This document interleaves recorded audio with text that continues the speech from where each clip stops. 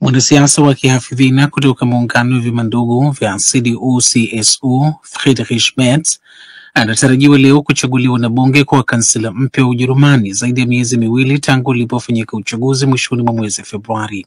Merz ambaye alikuwa mgombea wa vyama hivyo viwili vilivyopata ushindi mwembamba kwenye uchaguzi huu atachukua rasmi wadhifa wa ukansela pale bunge la taifa Bundestag litakapopiga kura mjini Berlin ili kumuidhinisha. Ataongoza serikali ya mseto na chama cha siasa za wastani za mrengo wa kushoto cha SPD ambacho ni cha kansela anayeondoka Olaf Scholz. Akizungumza baada ya kutia saini makubaliano ya kuunda serikali, Merz amesema anatumai watamudu kuiongoza Ujerumani kwa njia madhubuti na kushughulikia changamoto zinazolikabili taifa hilo lenye uchumi mkubwa zaidi barani Ulaya. Washington. Rais Donald Trump wa Marekani amesema inapanga kufanya kazi pamoja na mwenzake wa Uturuki Recep Tayyip Erdogan ili kumaliza vita vya Ukraine na kushughulikia pia hali nchini Syria na mzozo wa ukanda wa Gaza. Trump ameeleza hayo kupitia ujumbe aliochapisha kwenye mtandao wake wa kijamii wa Truth Social mnamo usiku wa kuamkia leo, muda mfupi baada ya kufanya mazungumzo kwa njia ya simu na Rais Erdogan wa Uturuki. Amesema anatarajia kushirikiana na Erdogan kuvimaliza haraka vita vya Ukraine alivyovitaja kuwa havina msingi na vyenye athari kubwa. Trump pia amearifu kwamba Erdogan amemwalika kuitembelea Uturuki na vilevile kiongozi huyo wa Uturuki atakwenda Washington mnamo tarehe ambayo hakuitaja. Uturuki iliyo mwanachama wa jumuiya ya kujihamia NATO inayo mahusiano mazuri na Urusi na Ukraine, na mara kadhaa Rais Erdogan amesema nchi yake ni sehemu mwafaka ya kufanyika mazungumzo ya kumaliza vita vinavyoendelea. Tel Aviv. Israel imesema imefanya mashambulizi ya kulipa kisasi dhidi ya waasi wa Houthi nchini Yemen kwa kuyalenga maeneo kadhaa yenye mafungamano na waasi hao, siku moja baada ya kundi hilo kufyatua kombora la masafa lililoanguka karibu na uwanja wa ndege mjini Tel Aviv.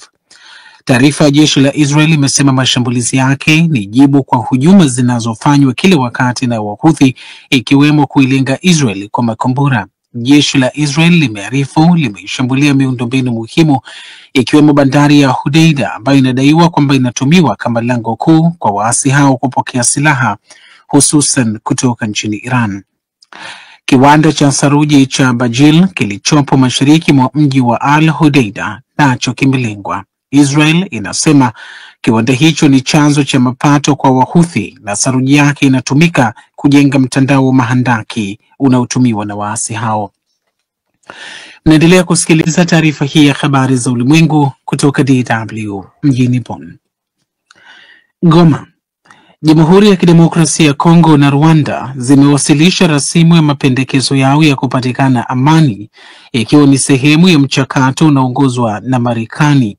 Dhamira ya juhudi hizo za Washington ni kumaliza machafuko kwenye eneo lenye utajiri mkubwa wa madini la mashariki mwa Kongo.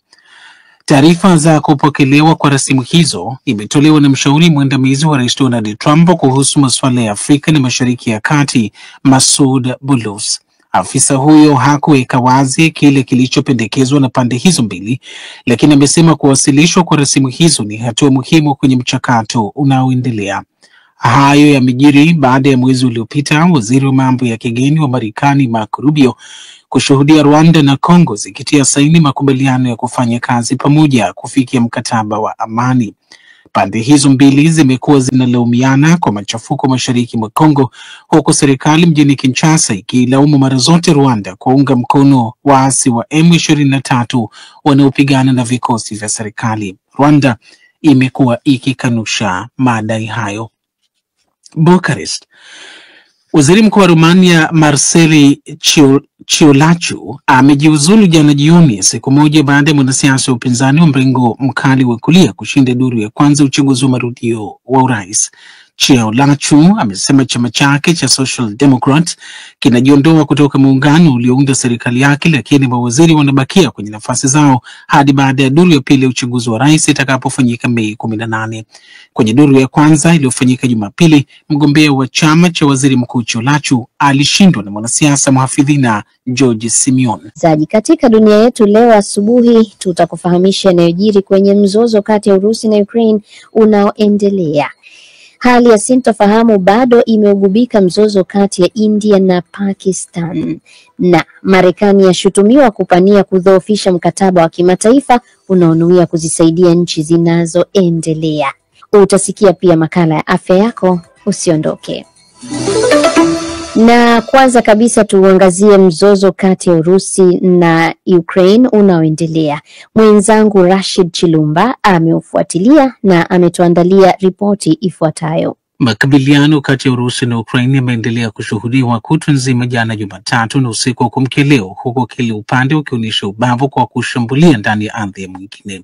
Urusi ilishambulia mikoa miwili mashariki mwa Ukraine ikiwemo Sumi na kuwaua watu 3. Hayo ilitangazwa na utawala mjini Kiev. Urusi nayo kupitia viongozi wake imesema mashambulizi ya Ukraine yamewaua watu 3 kwenye mkoa wake wa mpakani wa Kursk.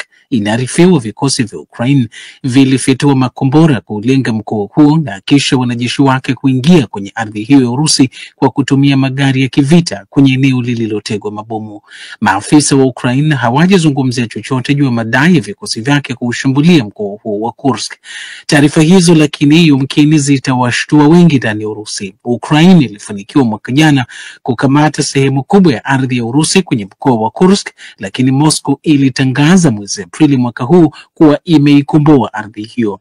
Katika hatua nyingine, Ukraine ilifanya shambulizi la droni usiku wa kuamkia leo likiulenga mji mkuu wa Urusi, Moscow. Hilo ni shambulizi la usiku wa pili mfululizo baada ya hapo jana Urusi kusema ilidungua droni 4 zilizokuwa zinaelekea Moscow. Meya wa mji huo mkuu wa Urusi Sergei Shobainin amesema shambulizi la usiku wa kuamkia leo lilihusisha droni 19 ambazo zote zilidunguliwa na mifumo ya ulinzi wa anga. Afisa huyo amesema hakuna vifo wala uharibifu uliotokea, lakini shambulizi hilo lililazimisha kufungwa kwa muda kwa viwanja vitatu vikubwa vya mji wa Moscow.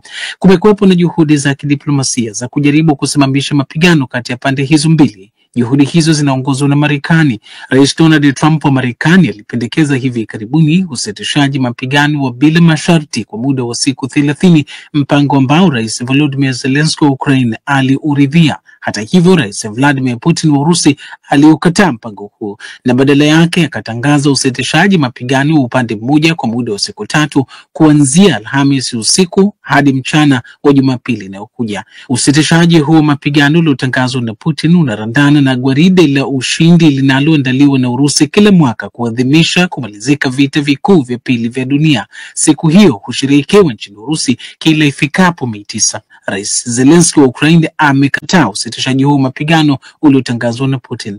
Amesema ni kitendo cha hadaa isiyo na mfano kwamba Urusi imechagua kusitisha mapigano ili kupisha sherehe za Mei 9, lakini bado vikosi vyake vinaendelea kuishambulia Ukraine.